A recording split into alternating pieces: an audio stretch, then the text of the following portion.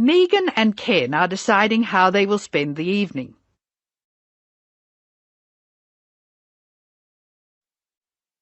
You have some time to look at questions 1 to 7 now.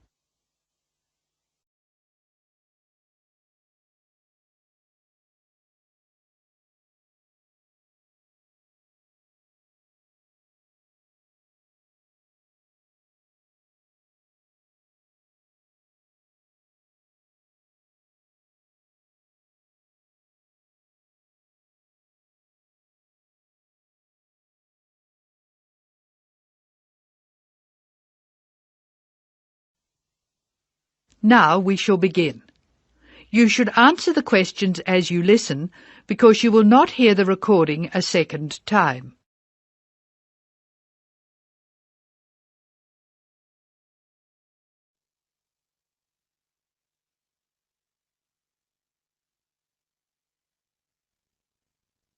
Now listen carefully and answer questions 1 to 7.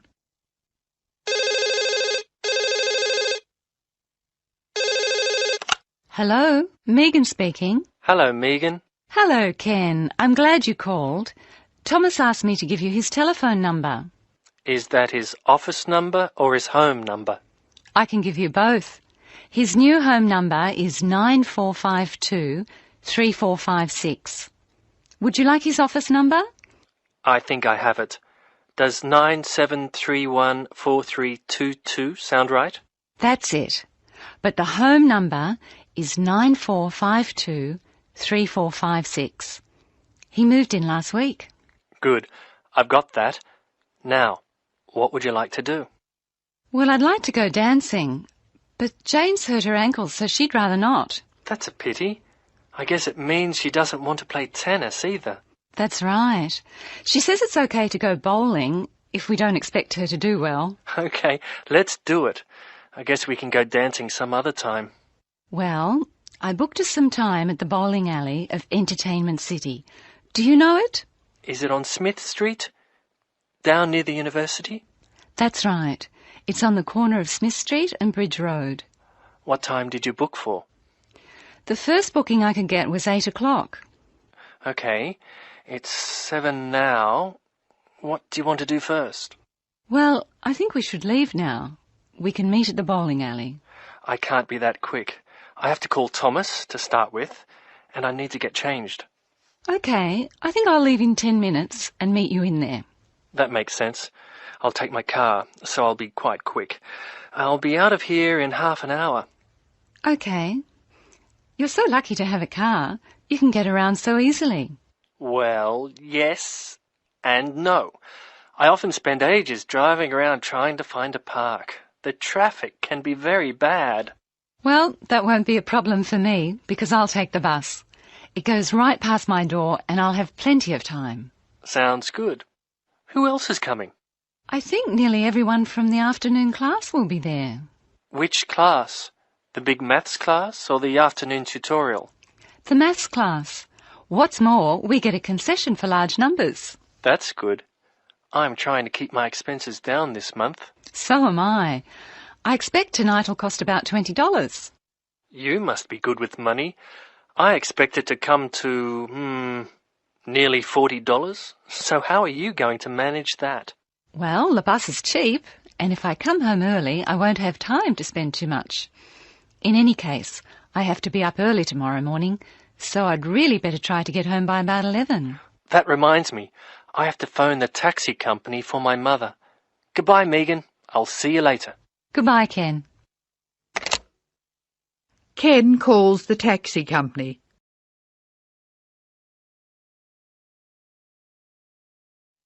First, look at questions 8 and 9.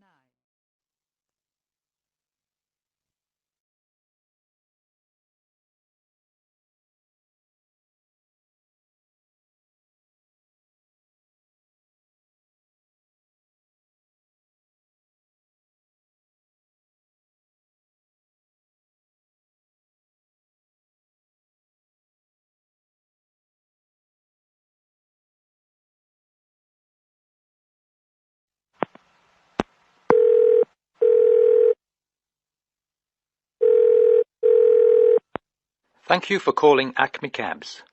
Please follow the instructions on the tape. If you wish to order a cab now, press 1. If you have placed an order previously, press 2. If you wish to make an advance order, press 3. Please be ready to tell us your street number and name. If you wish to speak to the radio room supervisor, press 4. If you want to inquire about lost property, press 5. If you want to order a taxi equipped to carry wheelchairs, press 6. Your call is very important. Please stay on the line for the next available order taker. Hello, I think I left something in one of your cabs on Thursday. It was a brown paper package with an address written on it in green ink. Has anyone handed it in? That is the end of part 1. You now have half a minute to check your answers.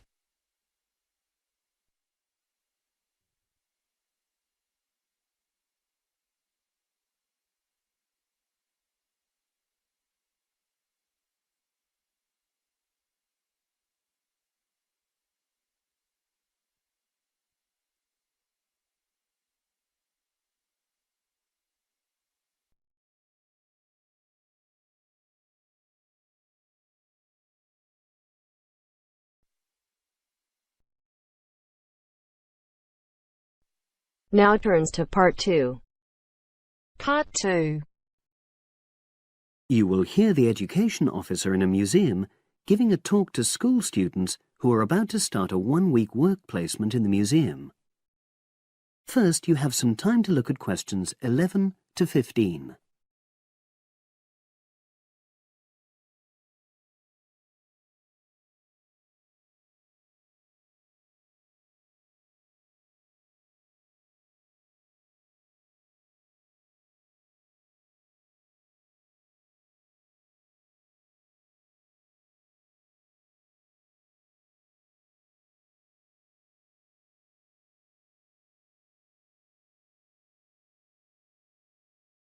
Now listen and answer questions 11 to 15.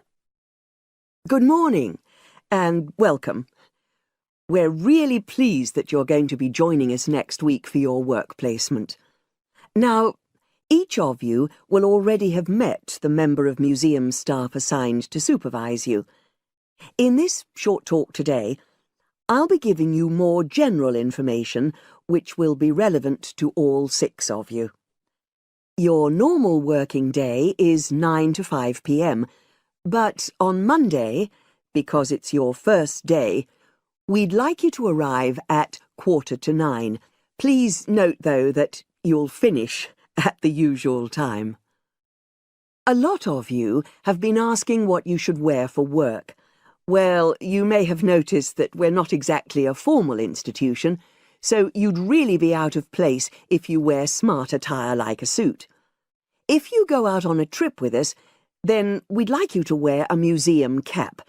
It has our logo on, and we feel it helps people recognise you. But on a day-to-day basis in the museum itself, we say put on your own casual clothing because you'll be doing lots of dusty, messy work. Now, we don't have an enormous number of rules, but work placement is an excellent preparation for the real world of work, and we expect you to be very punctual and reliable. If you're not well, or there's been a hold-up, then what we ask you to do is ring the museum receptionist. He will be in the museum well ahead of opening time, and he'll inform your own personal supervisor in the museum. If you're away for more than 1 day, we'll inform your school tutor. They'll obviously need to make a note of your absence and follow up if necessary. But most of all, we hope you really enjoy yourselves during the placement. Students say they have a lot of fun, whether it's working with kids in our art workshops held every Monday, or, the most popular, when they go out on our outreach work to residential homes, recording elderly people's memories of school days for our oral history project. So, we hope you feel excited by the prospect of starting next week and well prepared. Your personal supervisor will be there to help you with our health and safety requirements when you start next week, And your supervisors will also brief you about the background to the museum, summarising all the huge amount of information on our website. In the next couple of days, it might be worthwhile if you get hold of evaluations and other notes made by students who've worked with us before. You can get a lot of pointers from them. Before you hear the rest of the conversation, you have some time to look at questions 16 to 20.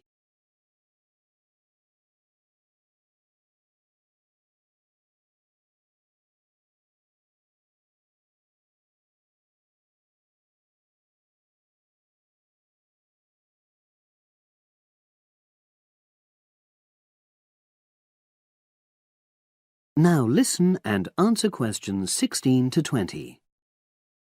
Now, before I finish today, I wanted to help you find your way around the museum. When you start next Monday, the first thing you'll need to do is sign in. Come through the main entrance and you'll see the main staircase straight ahead. To the right of this is the statue of the horse, and just behind that is a door. Go through that, and that's the sign-in office. Now, on the first day, you'll be working in Gallery 1. You'll find this as follows. In the central courtyard area, close to the entrance, there's a large chest where visitors put donations for the museum. The door just behind that leads to Gallery 1. The workshop you'll be taking part in starts at 11, but if you want to go in earlier, you can get the key and let yourself in. The key box is quite hard to find. Walk behind reception, and it's between the large gallery and the bookshop. I haven't mentioned breaks, lunch, etc. Unfortunately, our cafe's closed at the moment, so your best bet is to bring a packed lunch. We tend to have our sandwiches in the kitchen area. Go round the reception desk and you'll see a small circular cabinet. The door to the kitchen area is just behind that. Now, every day we put up notices about what's happening in the museum. Your supervisor will brief you, but if you want to check up on details, look on our staff notice board. This is in the corner of the play area, at the back, on the wall of Gallery 3.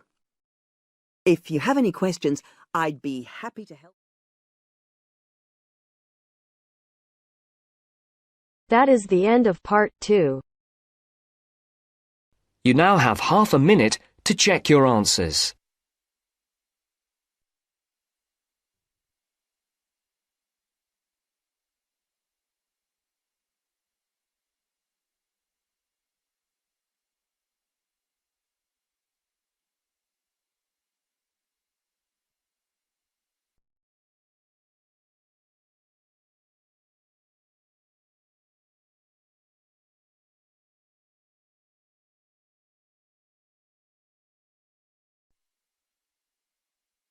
Now turns to part 3.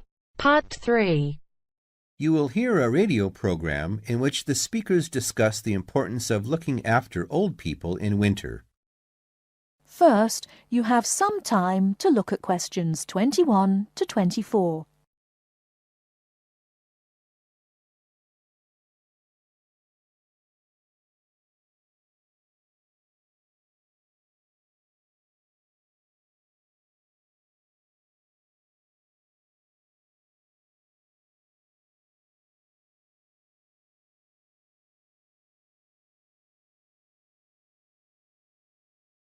Now, listen carefully and answer questions 21 to 24.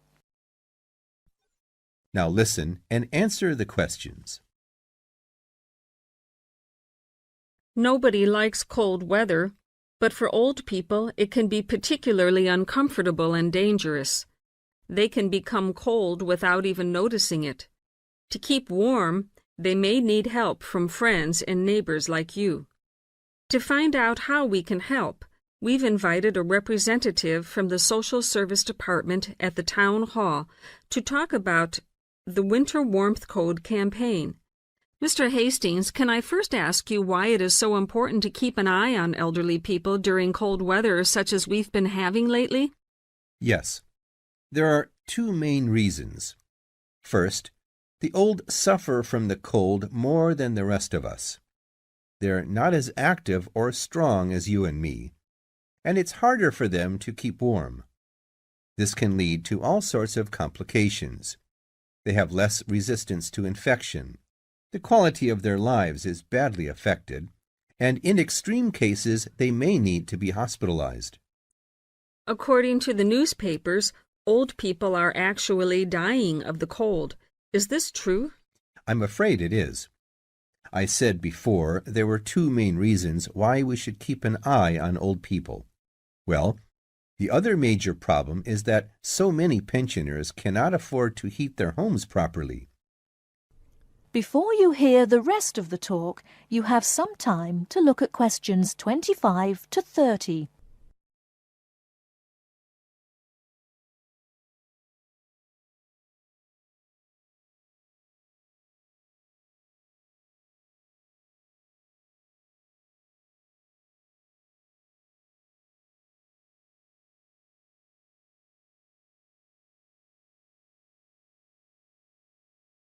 Now listen and answer questions 25 to 30. They may already be living in difficult circumstances.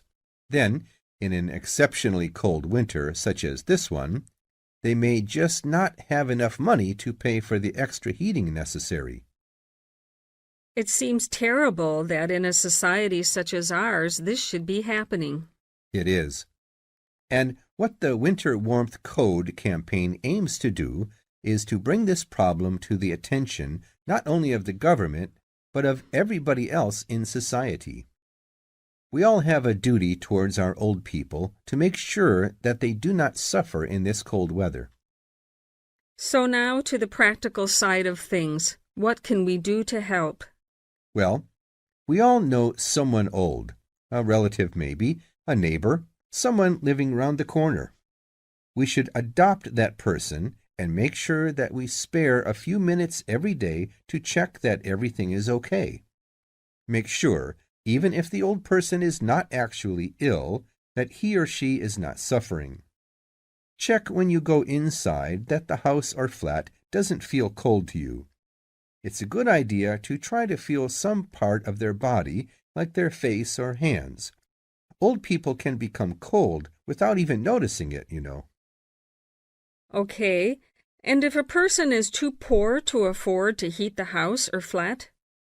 The best thing then is for the old person to live in one room only and to make sure that that one room is warm. Check that the bed is on an inside wall. Move it yourself if necessary. Check the room for drafts. A lot of cold air gets into the room through old windows or badly fitting doors. Is food important? Yes. Make sure that the old person is eating well. You could help by cooking for them or doing the shopping. Remember, a good hot meal a day makes a big difference. Also, make sure that they are well dressed. Old people need to wear more layers of clothes than we do, particularly at night. One last question, Mr. Hastings. Is there nothing the state can do to help? Oh, yes, indeed. Contact your town hall to find out about local organizations already involved in this kind of work. If there is a local Meals on Wheels service, for instance, you could get your adopted old person on the list. Then, of course, there are also many state benefits which an old person could be entitled to, and which he or she doesn't know about, and which therefore he or she is not claiming. An extra problem here is that it can often be complicated, and old people don't like going to Social Security offices to fill in forms and all that. You can help by finding out for them what possibilities exist for claiming a little extra money from the government, then applying for it for them. That little extra could make all the difference. Yes, indeed. Well, Mr. Hastings, thank you for coming in and talking to us today. Thank you. That is the end of part 3. You now have half a minute to check your answers.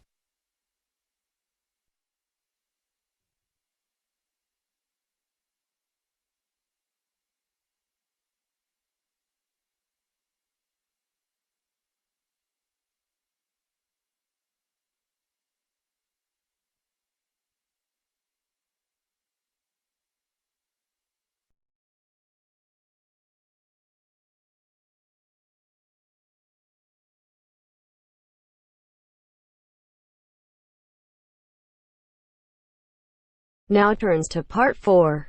Part 4. You are going to hear a talk about security in the UK. Listen to the talk and complete the statements below. First, you have some time to look at questions 31 to 40.